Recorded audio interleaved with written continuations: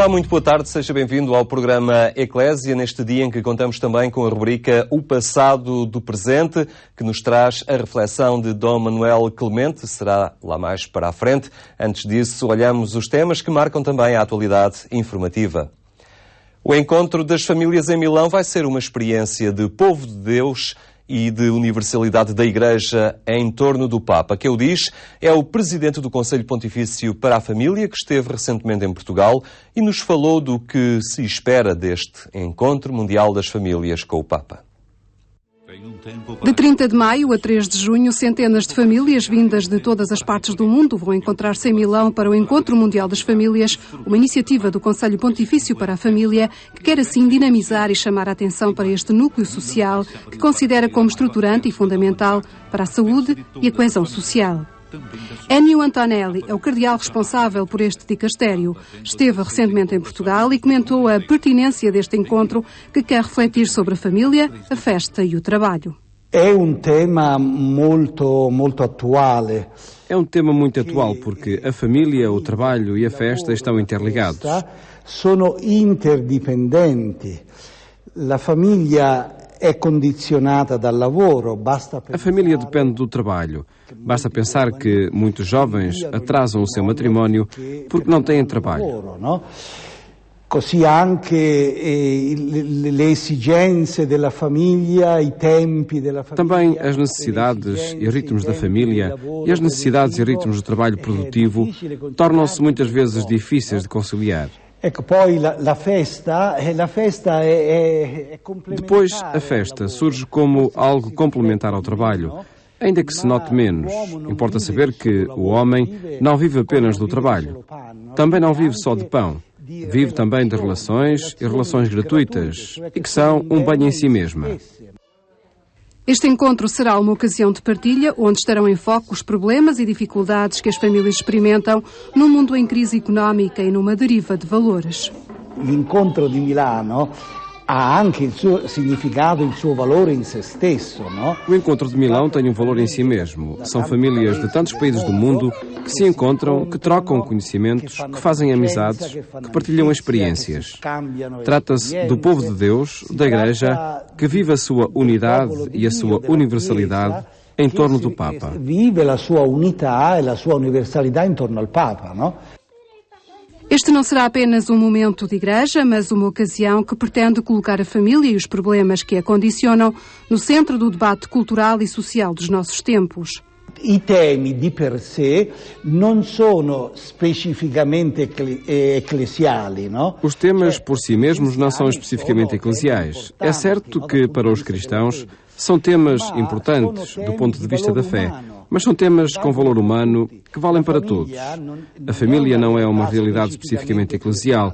Pertence a todas as tradições, a todos os povos e, antes de mais, é importante refletir sobre o seu significado antropológico. Sul senso antropologico, innanzitutto, della famiglia, no?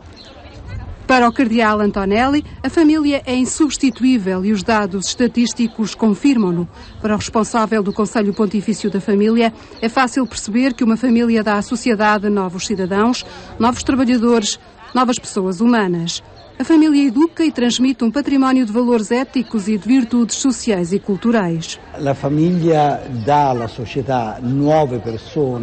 A família dá à sociedade novas pessoas, possibilita a renovação geracional e transmite também o património moral e cultural da nação e do povo. Isto é fundamental. Morale e culturale della nazione, del popolo.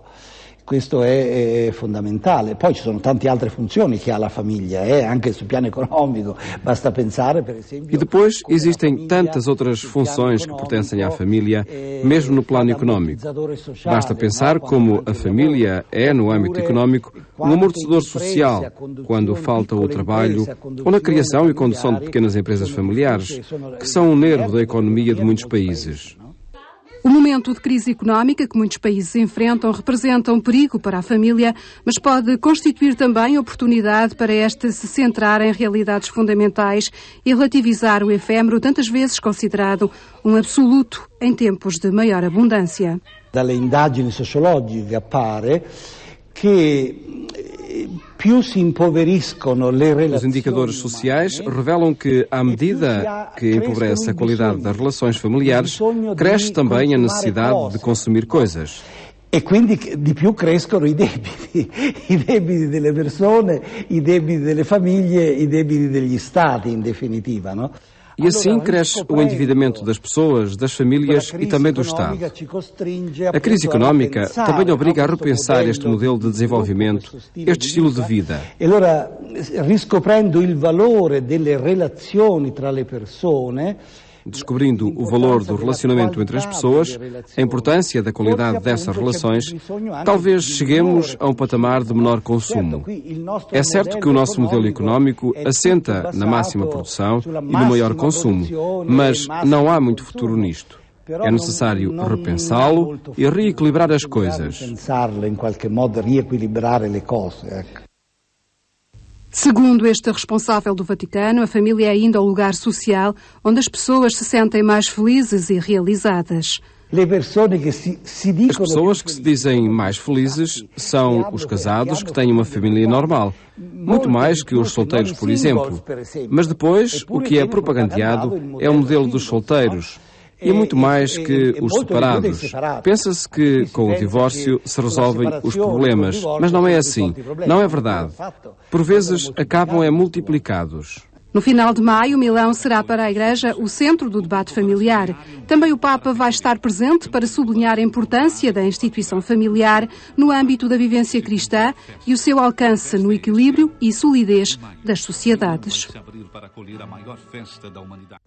Bento XVI estará em Milão para participar no Encontro Mundial das Famílias entre 1 e 3 de junho. Antes, um congresso e a Festa das Famílias preenche o encontro a decorrer na cidade do norte de Itália.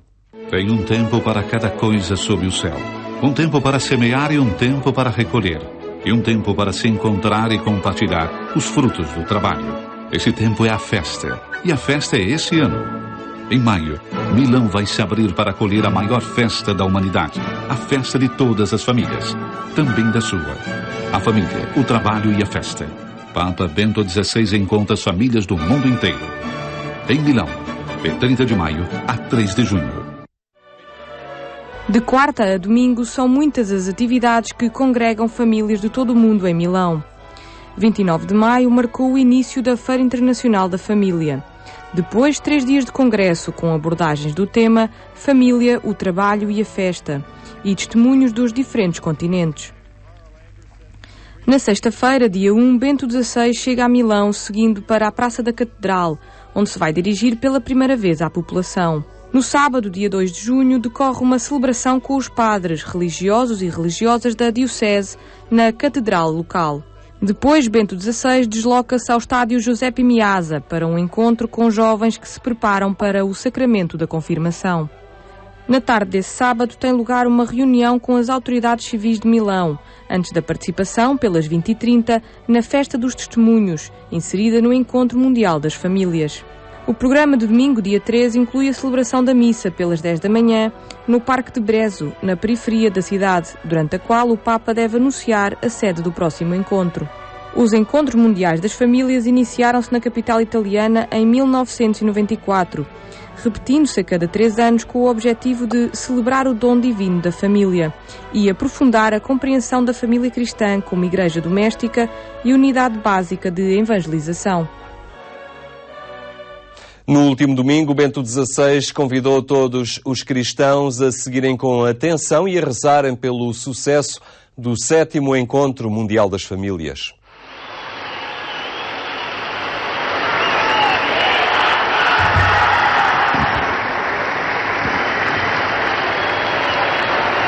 Ricordo inoltre che venerdì prossimo, 1 giugno, recordo também que na próxima sexta-feira, dia 1 de junho, estarei em Milão, onde terá lugar o 7º Encontro Mundial das Famílias. Convido todos a seguir este evento e a rezar pelo seu sucesso.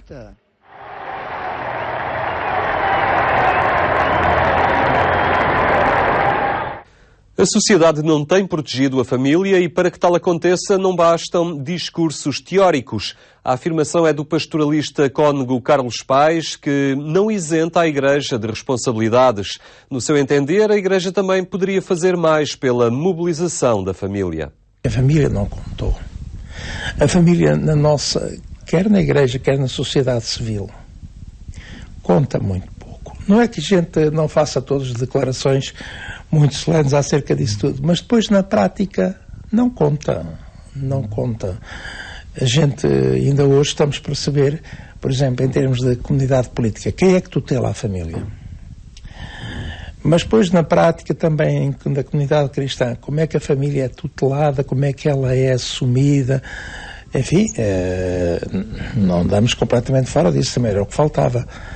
Mas se quisermos ir a uma prática pastoral coerente e consequente, então temos muito de caminhar. Eu às vezes falo com colegas meus pastores e dizem assim, não tenho famílias. Não tens famílias. Quantas crianças tens na catequese? Atrás de cada criança inscrita na catequese está uma família. E uma família jovem. Nós é que não temos sabido mobilizar. Aliás, há algo que é muito mais grave do que isso. É a definição permanente de políticas disto, aquilo, daquele outro, que tem a ver diretamente com a família, mas criadas e aplicadas à revelia da família. E mesmo quando a família reclama e diz nós temos de ser ouvidos, o problema que é, para que na Assembleia, por exemplo, os problemas sejam discutidos e debatidos, é índice, de facto, de como a família depois na prática é esquecida. E a nossa atenção vai agora para a rubrica O Passado do Presente, onde Dom Manuel Clemente continua a falar com o jornalista Paulo Rocha sobre os fundadores do projeto europeu.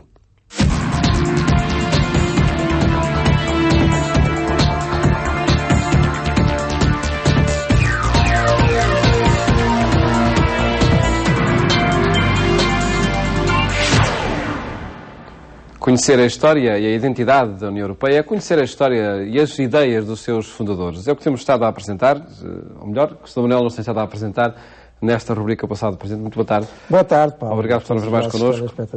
São histórias das pessoas e as suas ideias que de facto foram determinantes para a União Europeia. Já vamos na sexta etapa, não é? Exatamente. Portanto, só recordando o que já vimos até aqui, no primeiro programa vimos um pouco da Europa no pós-Segunda Guerra Mundial e, enfim, da necessidade que havia de se reconstruir. Depois, no segundo programa, vimos como a partir de Schuman, de Adenauer, de Gasperi e de outros, a Europa se foi construindo como tal, à volta de instituições comuns. Depois dedicámos 2 programas, o terceiro e o quarto, a Robert Schuman, que era a sua biografia, que era as suas propostas. Depois um 5º programa, a biografia de Konrad Adenauer, pelo lado alemão, mas tão coincidente com o de Schuman. E eu hoje gostaria de me deter em algumas das ideias base fundamentais do pensamento social e político europeu de Konrad Adenauer, porque, enfim, dos seus escritos, das suas alocuções, das suas intervenções políticas, nós poderemos tirar muitos ensinamentos que permanecem absolutamente fecundos e criativos para a nossa atualidade, em que também precisamos de nos reconstruir como Europa em termos de objetivos comuns e viários mais firmes. Deixe-me só dizer a quem nos está a ver e ouvir que todos estes programas podem ser naturalmente revistos na internet, se por acaso alguns deles... Se alguém quiser repescar as suas convicções europeias nestas fontes que são basilares dos verdadeiros pais fundadores da Europa. E então eu peço ao Paulo, enfim, não temos muito tempo nestes programas, peço ao Paulo para ler alguns trechos de intervenções, várias, aliás, de Konrad Adenauer, e que nos dão muito bem a ideia do que ele essencialmente pensava para a Europa. Para contrabalançar a massificação e o materialismo, devemos ter em todas as nações partidos cristãos, que devem não apenas premiar de espírito cristão a vida política, económica, social, mas também propor-se como objetivo a criação das premissas para uma existência cristã de cada cidadão. Tais pressupostos são a propriedade que liberta o trabalhador da angústia, da fome e da miséria, uma casa na qual as crianças cresçam sãs e sem conhecer limites às suas necessidades de luz e de sol, Uma liberdade suficiente, já que a personalidade tem necessidade de tranquilidade e de espaço para se poder desenvolver retamente. E o pressuposto primário é a educação cristã da juventude. No lugar dos princípios fundamentais do materialismo, temos que colocar os princípios da ética cristã, que devem ser determinantes na construção do Estado e na limitação dos seus poderes, nos direitos e deveres das pessoas, na vida económica e social, nas relações recíprocas dos povos. Ser cristão é algo de tão grande, tão difícil, que seria necessário ser-se muito modesto e contentar-se em dizer: nós esforçamo-nos por ser cristãos. Iremos depois a essa última alusão, que é tão importante em termos de identidade pessoal de Konrad Adenauer. Mas eu gostava de me fixar mais naquilo que ele chama bases, princípios fundamentais para uma existência, enfim, digna, saudável, verdadeira em termos de coexistência também social. E ele toca aí em vários pontos. Ele fala na propriedade, ele fala na casa, ele fala na liberdade e ele fala na educação. Isto é mesmo o cerne do pensamento social cristão. Vimos no programa anterior como ele, quando esteve fugido e refugiado no mosteiro beneditino de Maria Laach, na Alemanha, leu, aprofundou o pensamento social de Leão XIII, concretamente da Rerum Novarum, e depois da 40º ano de Pio XI, e com certeza muito mais documentação de que lá dispunha sobre esse pensamento social cristão. E nessa primeira cláusula que ele acha indispensável, nesse princípio, o da propriedade, o que é que ele quer dizer? Uma Europa, uma sociedade onde cada um possa ter o suficiente para se garantir a si e aos seus. É preciso ver que no pensamento social cristão, e veiculado por Konrad Adenauer, a propriedade não é um absoluto. A propriedade está em função da pessoa e, portanto, de todas as pessoas. E, nesse sentido também, ela deve ser reconhecida e promovida em cada um dos cidadãos. Antes de ser muito ou de ser pouco, e do sentido social que qualquer propriedade tem que ter necessariamente, ela é isto. Ela é, digamos, a consistência que se ganha em cada cidadão para se sustentar por si e aos seus, de que tiver de cuidar, e que lhe garanta uma base própria, em que valha por si. Depois, a segunda cláusula que ele fala era a casa. A casa é a extensão, ou seja, é o seu meio ambiente. Não quer dizer que seja proprietário de uma casa, pode ser alugada, mas quer dizer, enquanto pagar a renda é dele, não é? Portanto, é ter um espaço próprio para si e para os seus, esse espaço de intimidade e reconhecimento próximo, que é absolutamente necessário para a definição de uma pessoa, que não é um indivíduo, não é um átomo, é um relacionamento, antes de mais familiar, e que, portanto, precisa do seu ambiente. Sem conhecer limites, achei curioso só. Sem conhecer limites às suas necessidades de luz e de sol. Claro, exatamente, o sítio arejado, ecológico, não é? Como hoje se pretende, e muito bem, nós todos podíamos recuperar essa intuição de Konrad Adenauer para a criação de cidades que não sejam tão absorventes e até opressoras em termos de falta de espaço, de respiração, de ecologia, portanto, uma organização harmónica das coisas. E está. Portanto. Depois a liberdade, que é a disponibilidade para decidir por si e responsavelmente agir, recusar ou afirmar, mas enfim, ter capacidade de decidir também com os outros cidadãos daquilo que é comum. E esse papel fundamental que ele dá à educação.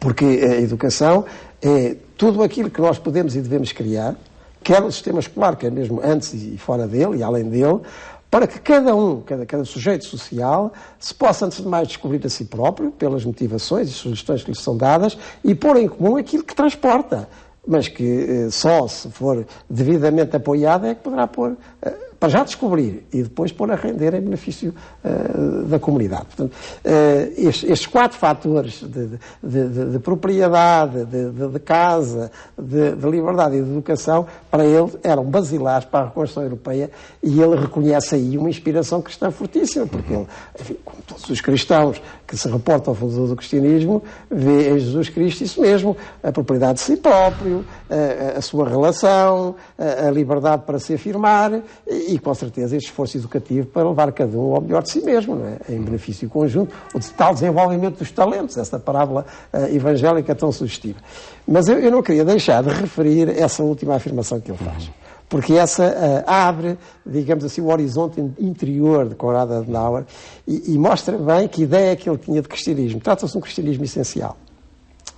Porque mesmo quando se fala aí em partidos de inspiração cristã, etc., não se está, e eu julgo que não estou a extravasar do pensamento destes pais fundadores, e de Schumann diria a mesma coisa, e de Gaspar também, não se está a extravasar no sentido de dizer que todos os partidos têm que ter na sigla e na sua própria Constituição essa vinculação confessional. Não é isso que eles querem dizer. O que eles querem dizer é que no exemplo e no estímulo da atuação e das palavras e das parábolas de Jesus Cristo, os partidos, qualquer afirmação política encontrará um incentivo determinante e digamos assim, garantido. Agora, ele vê isto como um ideal tão forte que chega a dizer, essa última afirmação que o Paulo leu, que cristão, enfim, alguns chegarão lá, de figura inteira, não é? Portanto, é muito mais um estímulo. Os restantes esforçam-se por isso. Exatamente, é muito mais um estímulo do que propriamente um rótulo ou uma definição prévia.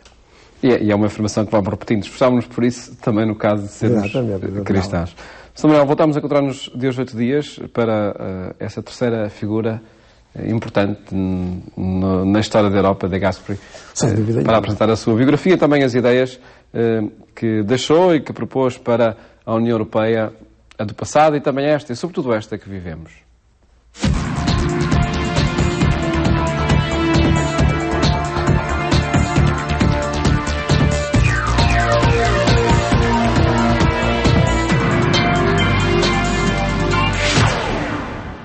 E termina aqui este nosso espaço informativo. Lembro que, através do portal multimédia da Igreja Católica, em agência.eclesia.pt, pode acompanhar também online este programa. Tenha então uma boa tarde e até amanhã, se Deus quiser.